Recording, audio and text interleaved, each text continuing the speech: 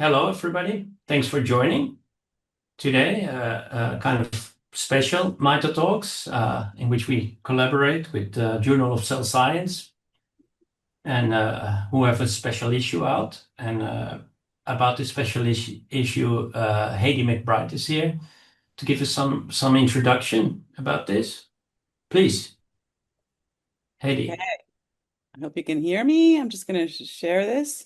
So thanks all for joining. It was a great pleasure for me to work with Ana Garcia-Saez on trying to organize a special issue about mitochondria for the Journal of Cell Science. It's long been a journal that I have known since the beginning of my time in in this business. And it's always been a very solid for the community, by the community kind of journal. And I was hoping to raise awareness so that people would consider sending their manuscripts to this journal, as opposed to hitting drop-down menus that are all over the place, giving all the money to Nature and other organizations that are not so great for us. So in this, the idea, again, Journal of Cell Science is great. It's free to publish, and there's all kinds of things you can see here. The editors there were amazing to work with. We had some great submissions. I'm really grateful for that, of course, and they plant a tree for every peer-reviewed article. That's how much they care about the environment and the science. And they've also started this thing called FocalPlane, which is a really exciting community effort where people can go and talk about microscopy and imaging, and there's jobs boards and galleries and interviews and lots of detailed methods on how to do stuff. And so if you want to communicate with people and put your stuff up there and have conversations about cell biology and imaging and whatnot, please participate in the FocalPlane. It's a really wonderful thing. So we reached out to MITOtalks. These guys have been organizing this amazing series for a long time, and we thought, what better place to highlight a few of the great published works in this special issue of Journal of Cell Science on mitochondria than to open them up to this community. And again, thank you guys so much for collaborating with us on this and highlighting this issue. So thanks again, and I'll turn it back over to get the first talk. We have some amazing talks. I'm really looking forward to it. So thank you very much. Yes, thank you, Heidi. Also, thank you very much for reaching out to us, because this is really fitting into what we want to do. We have 3 talks today, and I thought that we would start with Yuli's talk. I hope I say your name correctly. Yuli Buckley. Are you ready? Yes, let me share my screen. Yes. So she will be talking about an article that was published in the special issue, and the title is right there. So I leave it up to you, Yuli. You can Great. take the floor. I'm going to move this Zoom video out of the way. All right. Looks good. Everyone can hear me? Yes. Okay. So hi, my name is Yuli Buckley. I just want to thank the organizers for giving me the opportunity to talk about my recent publication titled Phys1 Regulates Mitochondrial Morphology, Bioenergetics, and Removal of Mitochondrial DNA Damage in Irradiated Glioblastoma Cells. Slides. There we go. Okay. Glioblastoma, or GBM, is a really aggressive brain cancer, and these MRIs on the left give you an idea of how rapidly this tumor can grow. In this case, this is over the course of 1 month. Because GBM is so aggressive, we see really poor survival rates, and we see that less than 5% of patients make it to the 5-year benchmark. The average overall survival rate for a patient with GBM is about 12 to 15 months with treatment. And the treatment options include maximal surgical resection, radiation therapy, and chemotherapy. The standard of care was established back in 2005, and despite about 20 years of research trying to find novel ways to target and hopefully cure GBM, we see a high rate of resistance and recurrence despite therapeutic intervention. And so one of the main drivers we think of this high rate of resistance and recurrence is a subpopulation of cells known as glioma stem cells, or GSCs, within the GBM tumor itself. So this subpopulation of GSCs has kind of arisen as a novel way to target GBM. And about 10 years ago, a lab in Cleveland published evidence showing there is mitochondrial dysfunction in the GSC population. So here I'm showing you the mitochondrial morphology of GSCs compared to patient-matched non-GSCs. And in staining for TOM20, a mitochondrial protein, we can visualize the mitochondrial morphology. And I think you can appreciate there's a pretty distinct difference.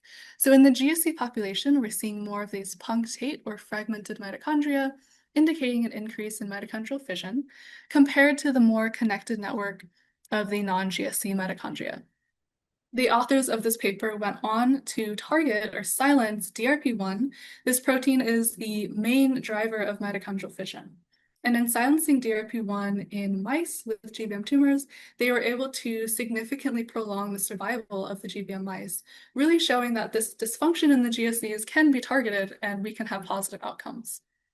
However, when I started my PhD back in 2019, we didn't really have good options for targeting DRP1. And so for that reason, I decided to see if we could take a different approach to targeting this mitochondrial fission in GBM.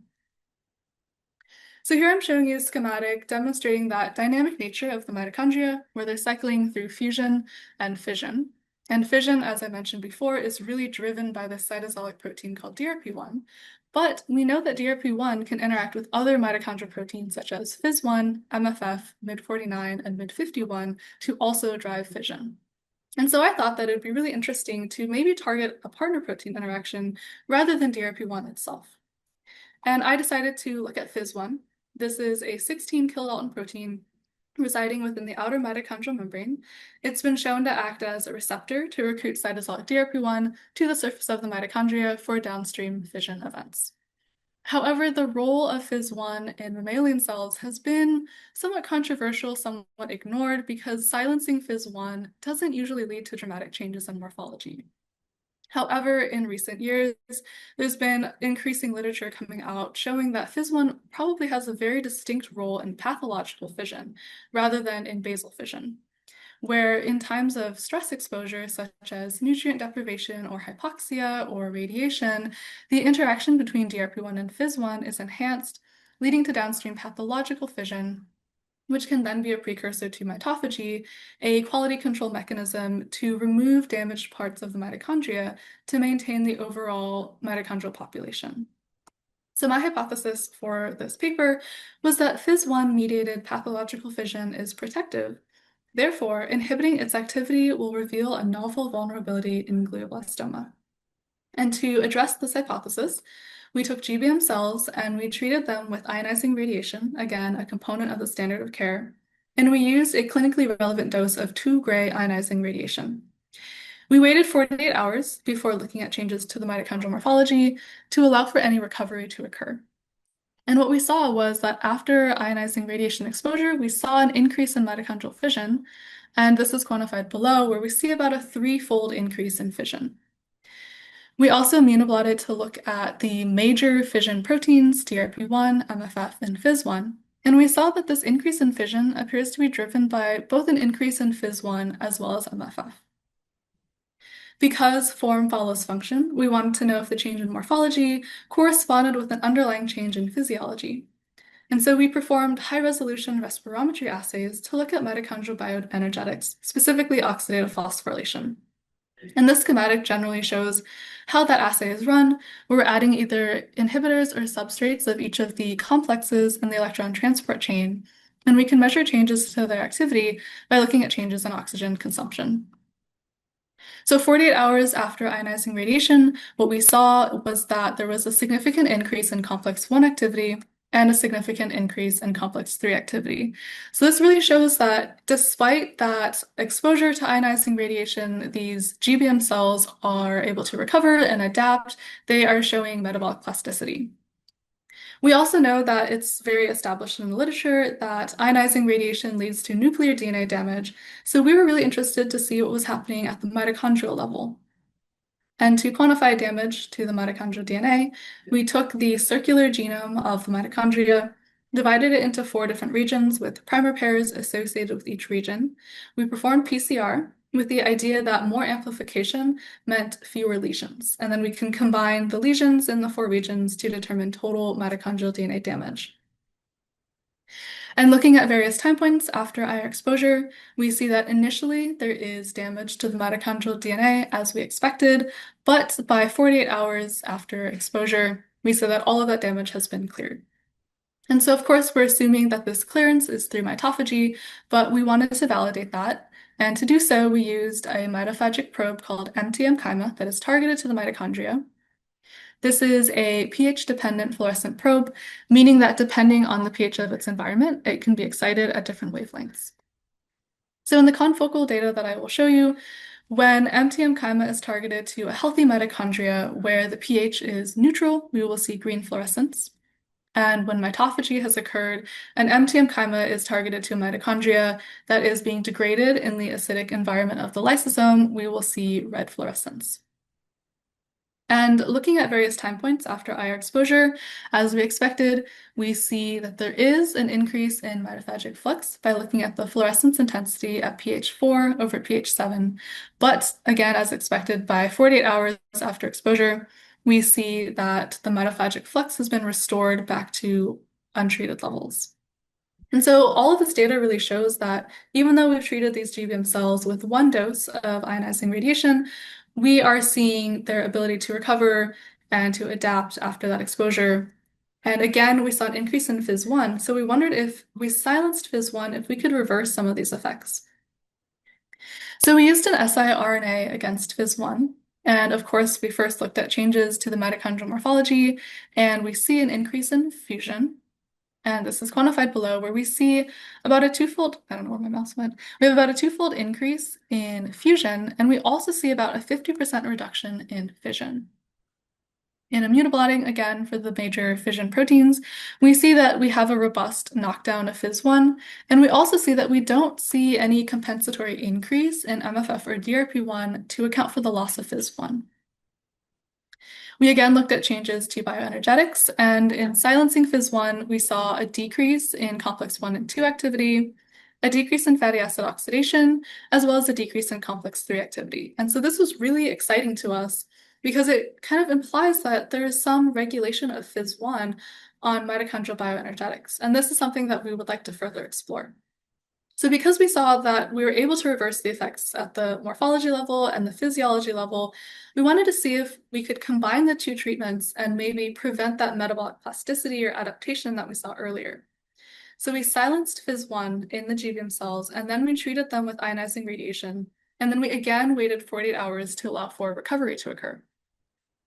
And looking at changes to the mitochondrial morphology, we see that that increase in fusion persists. And we were also really shocked to see that there was no real increase in mitochondrial fission, which we had expected due to the ionizing radiation exposure. So this really shows that Fis1 is important for driving that pathological ionizing radiation-induced fission. And in immunoblotting, again, we see that while Fis1 does remain silenced, we don't see a compensatory increase in MFF or DRP1 to account for the loss of Fis1. And remember, these cells have MFF, they have DRP1, which both drive fission, but we're again not seeing an increase in fission despite the R exposure. So this also shows that Fis1 and MFF don't really have redundant roles despite both being partner proteins of DRP1. We also looked at bioenergetics, and we were really surprised and shocked to see a significant decrease at complex 1 and 2, as well as the maximum oxidative capacity, again showing that Fis1 is important for regulating bioenergetics, and showing that if we target Fis1 in the GBM cells, they no longer have that capacity to adapt and enhance their bioenergetics after IR exposure. Finally, we looked at changes to the mitochondrial DNA damage, and when we silence Fis1, we see a slight accumulation of lesions. This may be due to basal damage from ROS, but most excitingly, when we introduce ionizing radiation and look at various time points after IR exposure, we see a significant increase or accumulation of mitochondrial DNA damage compared to the solely IR-treated cells, which were able to completely clear their mitochondrial DNA damage 48 hours after exposure. So this really points to a role for Fis1 in mitophagy, and especially in selective mitophagy. So again, using our MTM-chyma probe, we looked at changes to mitophagic flux, and we see that when we silence Fis1, as we expect, that we don't really see a change in mitophagic flux. But when we introduced ionizing radiation on top of silencing Fis1, we were really surprised to see a significant increase in the mitophagic flux, or at least in the fluorescence intensity at pH 4 over pH 7, indicating that there is an increase in mitophagy. However, given what we know with the mtDNA damage accumulation, we know that whatever increase in mitophagy is occurring is not effectively removing this damage. And so this also points to a role for Fis1 in having some role in sequestering that damage to the mitochondria so that it can be removed through mitophagy. So overall, in this paper, we were able to show that Fis1 is involved in the stress response and metabolic plasticity in GBM cells. IR-induced fission is driven by Fis1 rather than MFF or DRP1 alone, also showing that Fis1 and MFF do not have redundant function. We also showed that loss of Fis1 is able to inhibit that IR-induced metabolic plasticity and leads to the accumulation of mitochondrial DNA damage. And so we think that these are just the stepping stones for showing that Fis1 is a really attractive target for GBM. And so I'd like to thank my lab members, a lot of former lab members, the Center for Mitochondrial Research and Therapeutics, my committee members, and my funding sources. And I will take any questions. Thank you very much for a very nice talk, Julie. I see there's already questions coming in. So I will just read them out for you, but you can read along if you want. I don't think I can see them. But... Okay. Here I have a question from, and I already apologize if I pronounce names wrong, Sivan Yang. How are different status of mitochondria, fused, intermediate, fragmented, etc., identified by microscopy? Yes, so for this, we just used blinded individuals. So for each condition, radiated or untreated, etc., I took about 100 pictures, and then we would kind of identify, okay, this is the cell, and these are the mitochondria associated with that cell. And then I would send these out to my lab members who wouldn't know the treatments, and I would just identify, like, this is cell 1, this is cell 2, and then they would categorize the morphology as either fused, intermediate, fragmented, tubular. Okay, that seems to be the proper way. Very good. Yeah, we've tried a lot of the different softwares and things like that, and for some reason, I don't know if it's with our cell type in particular or the images we're taking, they just didn't really work for us. Yeah, I guess it needs to be optimized per cell type. Yes, yeah.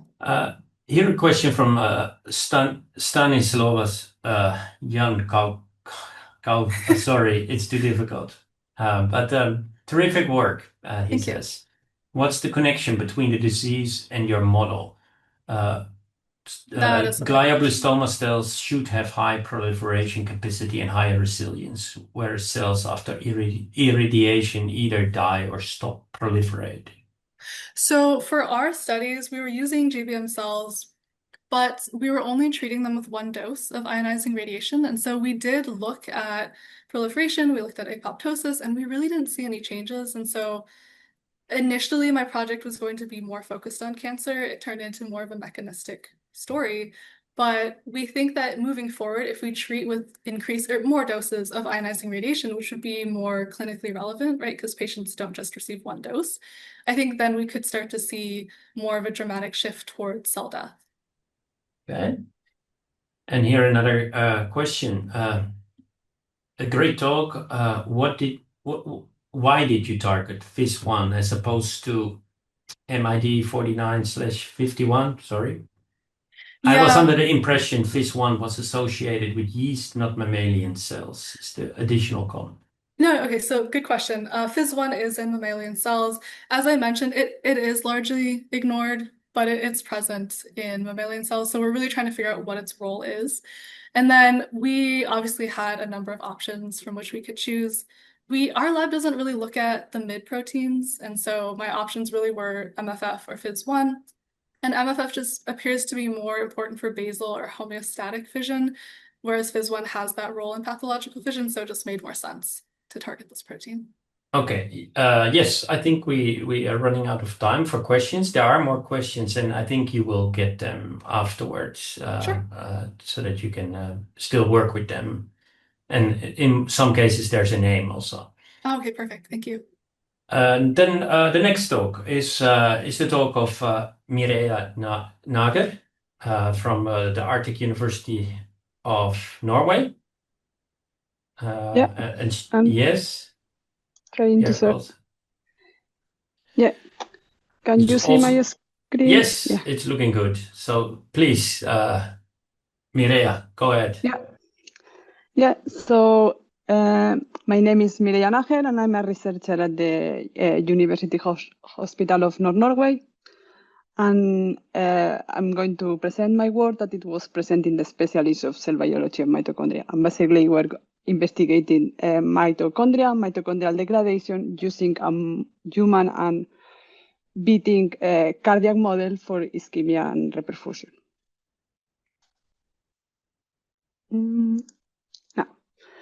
So as you all know, probably the heart is a highly energetic demanding organ because the cardiomyocytes are continuously beating and they need energy for that, and the energy is produced in form of ATP through oxidative phosphorylation in the mitochondria.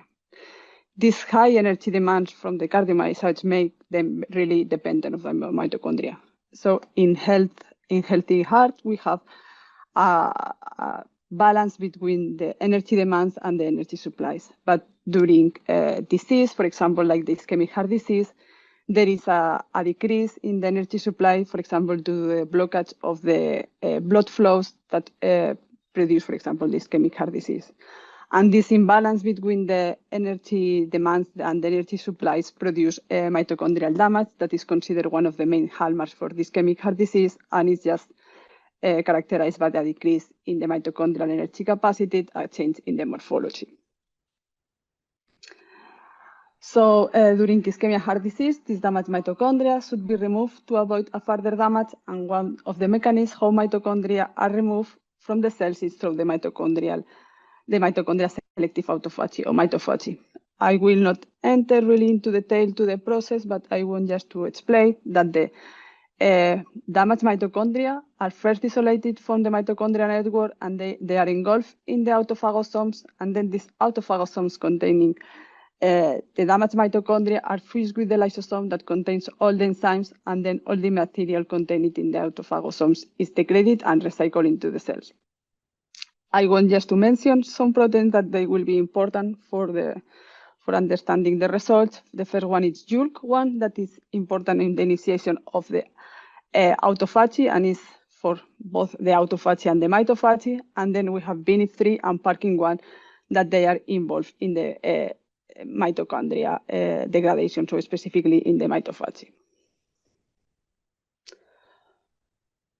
So in order to study ischemia reperfusion injury, we decided to go for a bit more advanced model, and we use the engineered heart tissue that is a human and beating model. But first we need to start with the human-induced pluripotent stem cells, or IPC, that they are reprogrammed for skin cells, for example, and they can be modified, genetically modified by CRISPR-Cas9.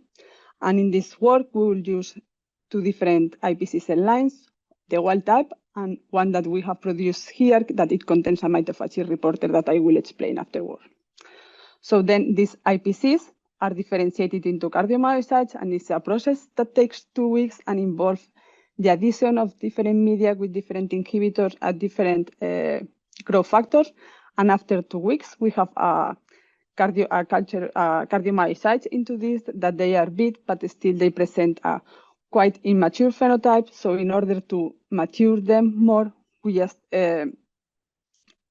cast them in engineered heart tissue, where the cardiomyocytes are inside a fibrin hydrogel between these two silicone posts. So they beat all together and they are doing force, and they mature a bit more. And this is how the ESTs look in the, and it's like, they are like 1 centimeter long and 1 millimeter thickness, and they are between these two silicone posts. So, so they just 1 or 2 weeks after casting, they start to beat synchronously between those two silicone posts, and they beat like around 1 time every second. So the reason that we are using these ESTs, and we are not just using cardiomyocytes into this. Like I say, they are more morphologically mature. They resemble more to the adult cardiomyocytes. So, for example, into this, we can see that the sarcomers, that is the contractilus apparatus of the cardiomyocytes, are not super organized, but in the ESTs, they form this pattern, like resemble the adult cardiomyocytes. And in addition, in terms of mitochondria, into these cardiomyocytes perform more glycolysis, while in the ESTs they perform more oxidative phosphorylation, and the human adult cardiomyocytes perform more oxidative phosphorylation. So mitochondrial resemble more to the adult cardiomyocytes. So the aim of my studies, this work is to study mitochondria and mitochondrial degradation during ischemia reperfusion simulation in human ESTs. So in order to mimic what happened during myocardial infarction, when it's a block in the coronary artery, then doesn't arrive blood to the cardiac tissue, and we mimic this in the lab, just moving to the ESTs to an incubator that it doesn't have oxygen, and in a media that doesn't contain any nutrients. It doesn't contain glucose, serum, and in addition we add lactate to mimic the lactate production in the ischemic heart. Then when we go to the hospital and then the coronary artery is reopened, then we have blood flow again, and then we have a reperfusion phase where we put our ESTs back to an incubator with oxygen and in a media that contains all the nutrients. So in our work, we perform ischemia for 90 minutes and reperfusion for 2 hours. So as I say in the introduction, one of the main hallmarks of cardiac ischemia reperfusion injuries, and one of the topics of this work, of course, is the mitochondrial damage.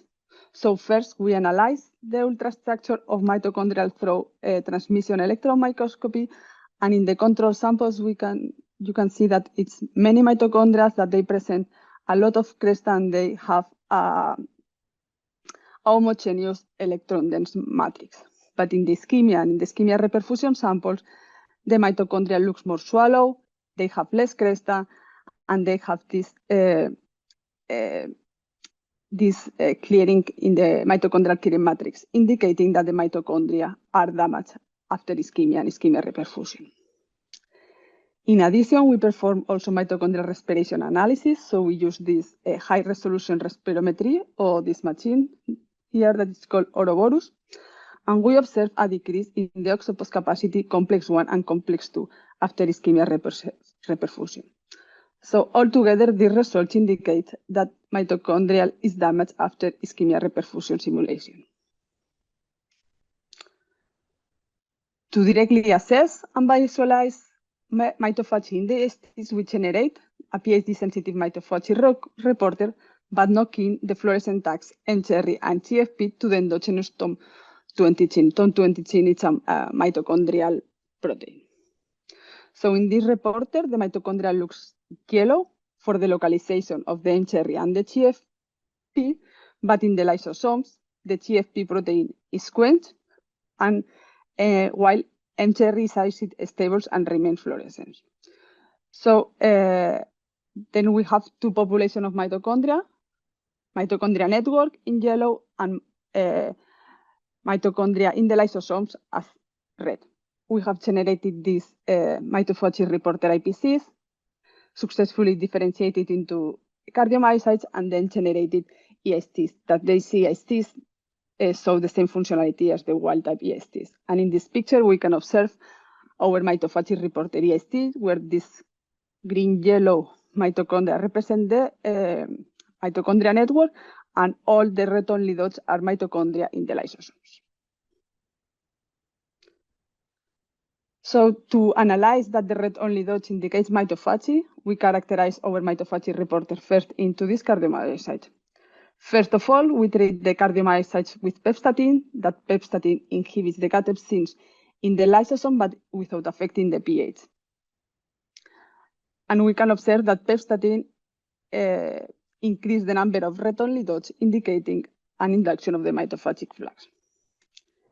In addition, we knock down UR1, that is involved in the canonical autophagy, and then BNIF3 and Parkin1 that are specifically involved in mitophagy. And we observe that the 3 knockdowns decrease the number of red only dots, and in addition, we treat them with pepstatin. We didn't observe an increase in the red only dots, indicating an inhibition of the mitophagic flux.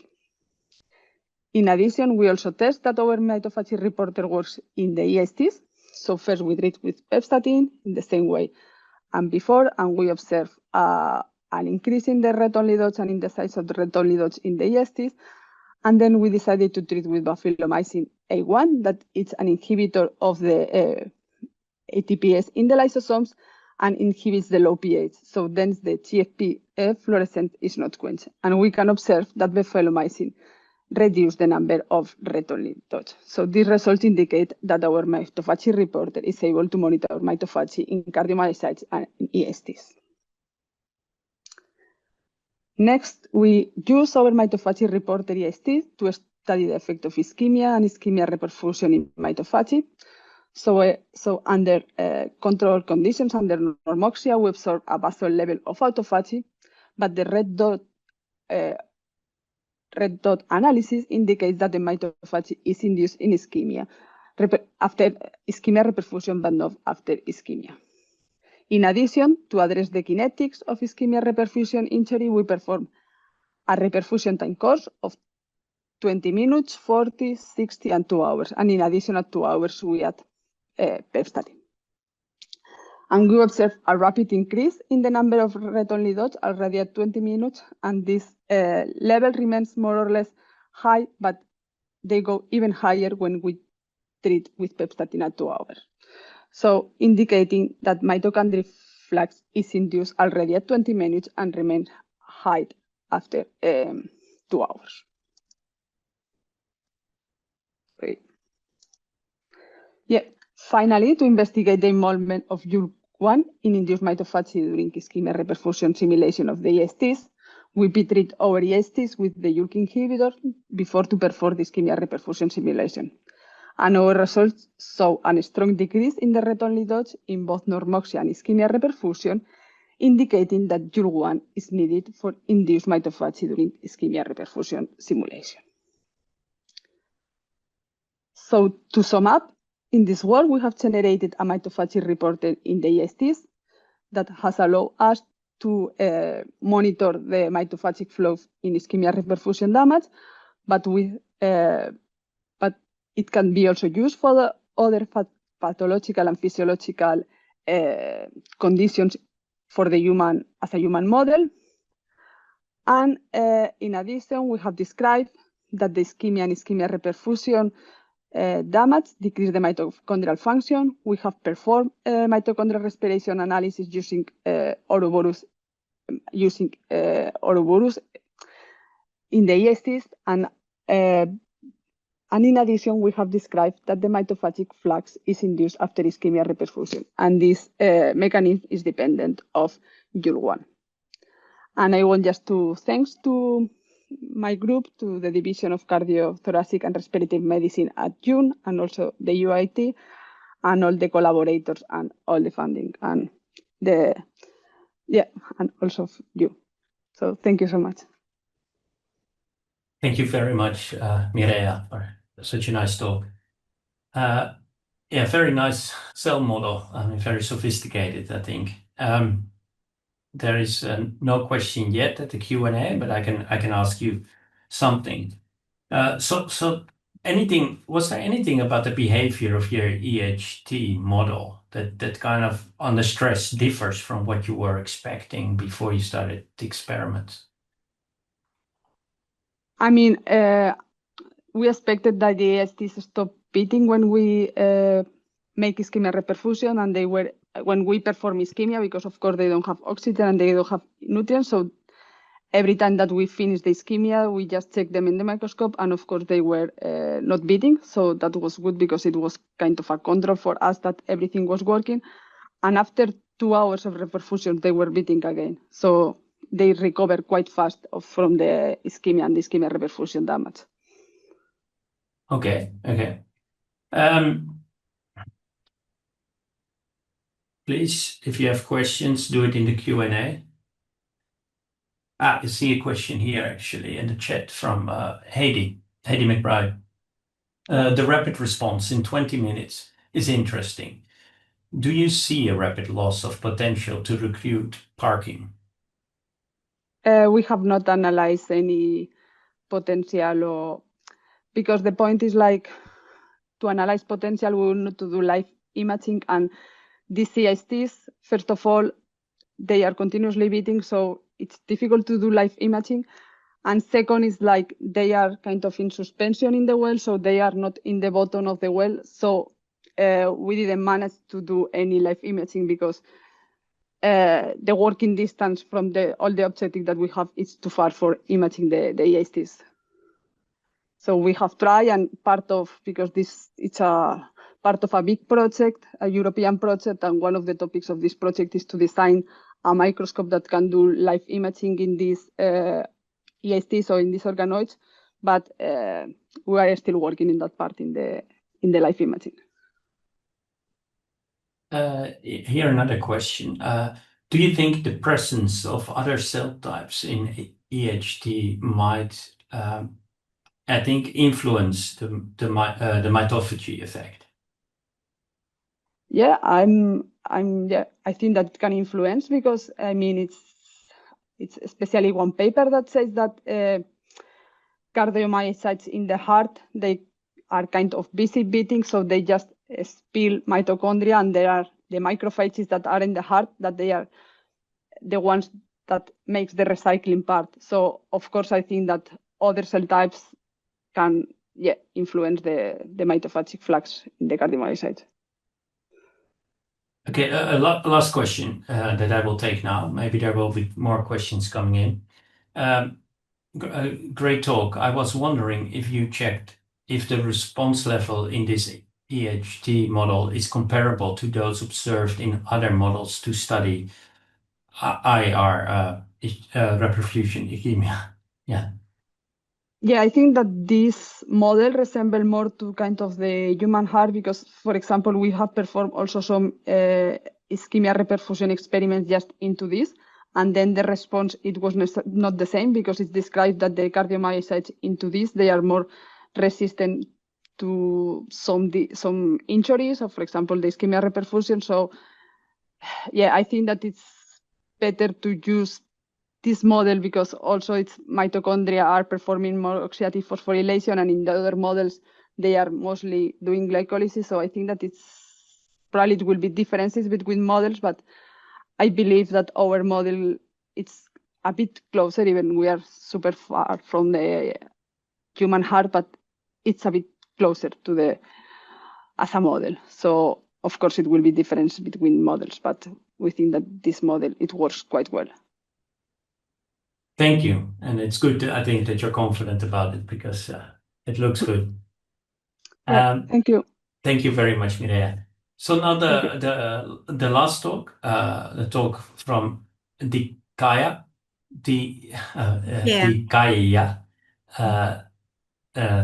Tsagkari from University of Crete. How do you pronounce it properly, your name? Dikaia, sorry.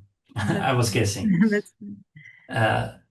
From the University of Crete, who's going to talk about another mitochondrial story. Please, go ahead.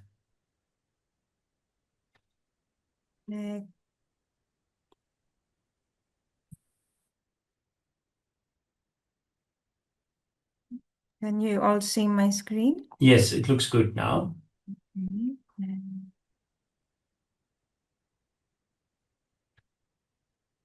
Do you see the whole screen? Yes, yes, I do. So, thank you everyone for inviting me to this webinar. I'm happy, I am Dikaia Tsagkari, and I am happy to share with you our work on how NHR85 modulates mitochondrial and lipid homeostasis to protect against α-synuclein aggregation in C. elegans. So we know that lipid dysregulation can significantly affect neuronal function and activity.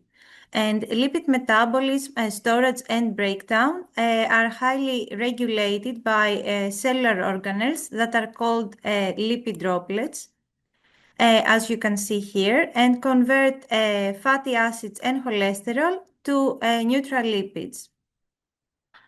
Now, we know that all brain cells can form lipid droplets, but what is interesting is that they are usually accumulated in the brain under stress conditions such as aging, inflammation, oxidative stress, and neurodegeneration. Lipid metabolism is also regulated by a superfamily of nuclear hormone receptors that are called peroxisome proliferator activated receptors. And the mammalian genome encodes 3 types of PPRs. PPR alpha, that mainly activates fatty acid transport and beta oxidation in the mitochondria. PPR gamma, that regulates adipogenesis, lipid storage, and lipolysis. And PPR delta, that activates both lipid and glucose metabolism. They all contain an autonomous transactivation domain in the N-terminus that can recruit other proteins, a DNA binding domain that is highly conserved across species, and a ligand binding domain in the C-terminus. Now, specifically, PPR delta mediates the metabolic shift from glycolysis to oxidative phosphorylation and contributes to lipid homeostasis by modulating the expression of specific target genes in response to environmental stimuli. Its deletion has been associated with neuronal loss and mitochondrial dysfunction, while its activation seems to have a neuroprotective effect. For example, treatment with the PPR delta synthetic agonist, that's called KD3010, seemed to improve the motor function but also survival in a Huntington disease mouse model.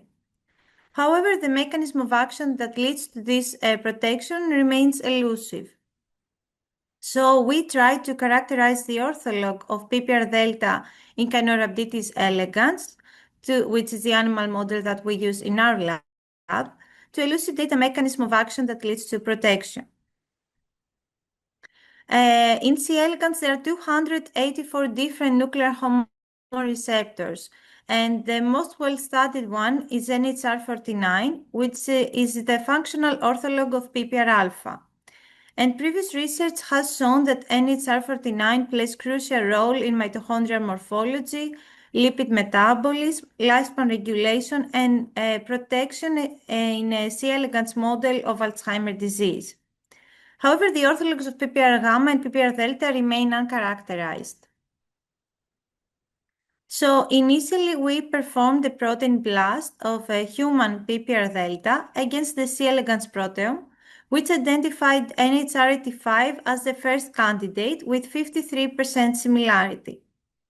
We then performed a protein sequence alignment, which revealed that the proteins do share a high percentage of identical or functionally similar amino acids. We then conducted a motif alignment to identify which domains are conserved.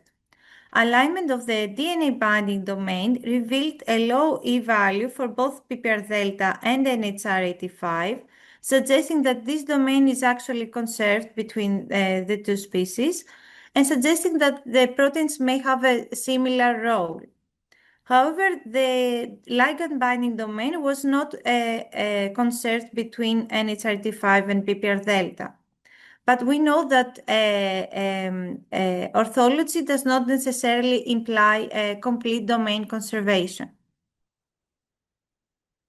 To further identify and functionally characterize this evolutionary relationship between the two proteins, we also performed a flexible protein alignment using the FATCAT tool, which revealed that there is the alignment between the two proteins. They have 425 equivalent positions with 4 twists, and the 3D visualization between the two proteins suggests that their folding is highly and significantly similar. Now, moving on to our experimental findings, we first examined how NHRT5 affects food intake. Using RFP fluorescent bacteria, we measured the bacterial consumption in NHRT5 mutants compared to wild type, which showed increased food intake. We also confirmed this finding by measuring the pharyngeal pumping rate of the animals. When we treated the wild-type animals with NHR85 RNAi, and we compared this to the control. What we also found is that this increased food intake correlates with an alteration in lipid metabolism. So using all-redo staining that stains only the neutral lipids and the lipid droplet intestinal marker DHS3-GFP, we observed a significantly increased lipid droplet, neutral lipid accumulation upon NHR85 downregulation. Now, to also explore the potential mechanism underlying this lipid accumulation, we quantified the expression of key genes that are involved in fatty acid desaturation, beta oxidation, lipolysis, and lipogenesis in animals that were treated with NHR85 RNAi and Depti vector. And we did not observe any significant differences between the two groups, except for ACS2, which encodes for acyl-CoA synthetase. And we think that it was upregulated as a compensatory response to the increased lipid accumulation and also the increased food intake we observed. We then investigated how NHR85 affects mitochondria, since we know that the human PPR delta has also an effect on these organelles. So, using a reporter that expresses mitochondrial targeted GFP in body wall muscles, we found that the downregulation of NHR85 leads to increased mitochondrial mass, but also an alteration in the network morphology. As you can see, the mitochondria appear more fragmented with reduced network branching, indicating disrupted mitochondrial dynamics.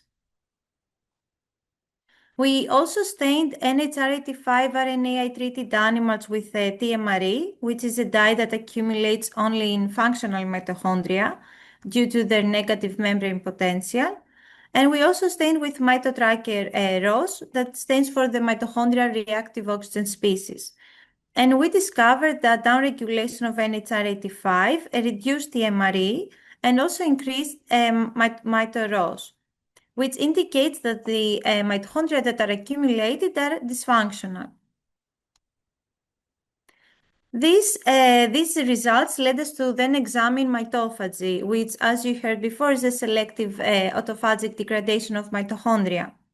We used a mitochondria-targeted Rosella biosensor to monitor mitophagy in vivo, and we found that at day 1 of adulthood, there was no significant difference in mitophagy upon downregulation of NHR85, but there was a significant impairment with aging in these animals. Now, to confirm this finding, we also treated with NHR85 RNAi transgenic animals that express GFP target mitochondria and the autophagosome marker LGG1 fused to DS-RED in the body wall muscles again. And we observed, we measured the colocalization between mitochondria and LGG1. And again, we observed that at day 1 of adulthood, there was no significant difference in mitophagy. But with aging, there seems again to be an impairment in mitophagic flux upon NHR85 downregulation, which is in accordance with the accumulation of dysfunctional mitochondria. We then asked how does this relate to neurodegeneration. So we used a C. elegans model that expresses human α-synuclein in body wall muscles, and we found that downregulation of NHR85 significantly accelerated the protein aggregation with aging. So especially by day 7, NHR85 RNAi-treated animals so nearly double the number of aggregates compared to controls. We also stained the same disease animals with MITOROS again, and we observed that also the accumulation of mitochondrial ROS increases in these animals with aging, which suggests that the mitochondrial dysfunction we observe contributes to the prototoxic stress and aggregate formation. So, in conclusion, our work reveals that NHR85 functions as a critical metabolic regulator that coordinates multiple protective pathways. When NHR85 is downregulated, we observe a metabolic dysregulation that leads to increased food intake and increased lipid droplet accumulation.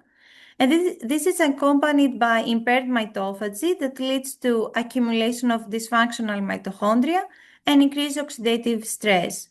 And ultimately, this cascade of events accelerates the aggregation of α-synuclein.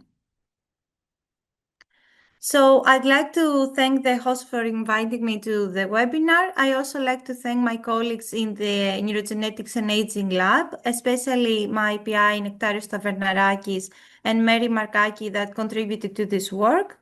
And thank you all for your attention, and I would be happy to take any questions you have. Thank you very much, Dikaia. A very nice talk again.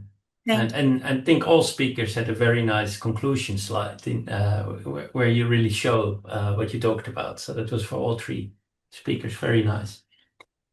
Please leave your questions at the Q&A. In the meanwhile, I can have one question maybe. So there was this mitophagy decline, but it was a bit delayed, this decline. So you see it not until day 3 maybe? Yeah, day 3. So is it, why do you think this delay is? Why didn't you see it after one day?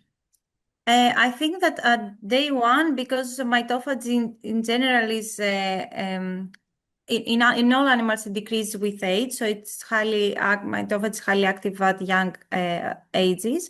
So I think because you usually very easily see, especially with these animals in vivo, if mitophagy is increased, but the impairment is difficult to see. That's why I think it's more evident, because we have all the other phenotypes for the mitochondrial dysregulation at day 1, but the mitophagy difference not really obvious at day 1. Yeah, okay, that's clear. Okay, I think people are still writing their question, but I can ask something else also. So this huge increase after NHR was 85. Sorry, I'm not familiar with the C elegans. Knockdown. This huge increase in food uptake. I mean, is that something that is it was quite pronounced, isn't it? So is that something that surprised you, or is it something that you were already expecting based on other data that was out there? So the reason we measured the food intake is because we wanted to see if it relates to the lipid accumulations, lipid droplet accumulation, because sometimes it doesn't.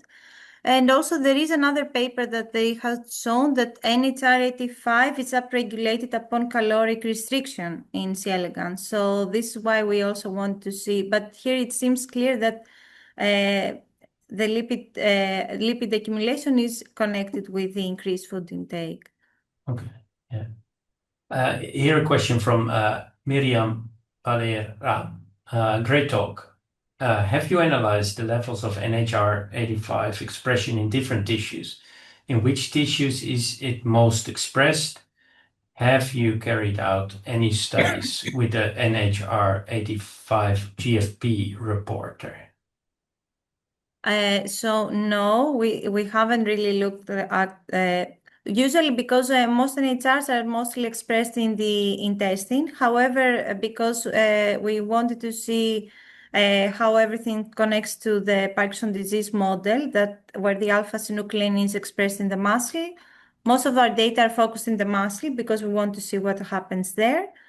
And in C. elegans, it's difficult. Of course, we can do RNAi specific, tissue specific RNAi to see where NHR85 has its effect. but we haven't really looked at it yet. Okay, still two questions. One from Heidi McBride.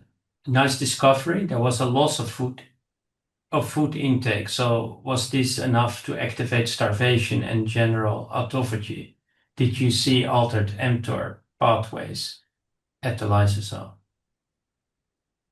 When we downregulate NHRT5, food intake is increased, so they Yeah. eat more. So we didn't really look at starvation and autophagy. So we just focused on the interplay because we want to see more the mitochondria and lipid droplets. Okay. Yeah. Sorry, I got that backwards. Okay. But No, did you do transcription? Do you know what other transcripts or gene expression changes are going to happen?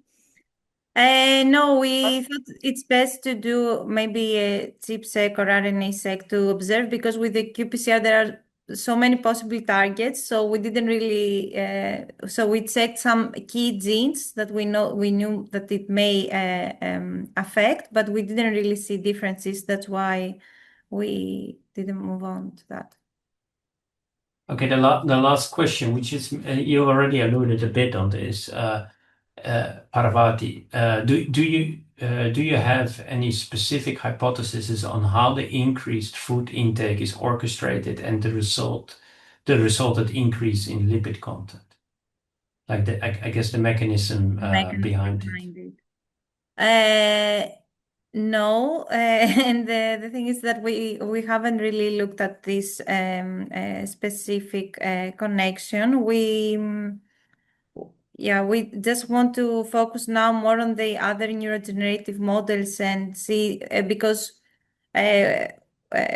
we observe the accumulation of mitochondrial rows. So, and we think, of course, when you have changed lipid droplets, this affects mitochondria, and we think this is a cascade, and these alterations to mitophagy increase rows, and all this leads to neurodegeneration. So we didn't really follow this food intake lipid metabolism connection.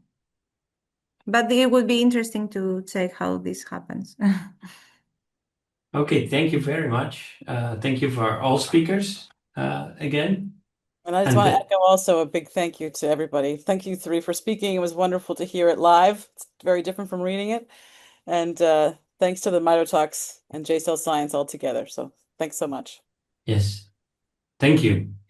And for the people following MITOtalks, we will have a new schedule for the next season out very soon. Everybody confirmed already. We just need to announce the schedule. So follow us. Thanks again for joining, everybody. Thank Bye. you. Thank you. Bye. Bye.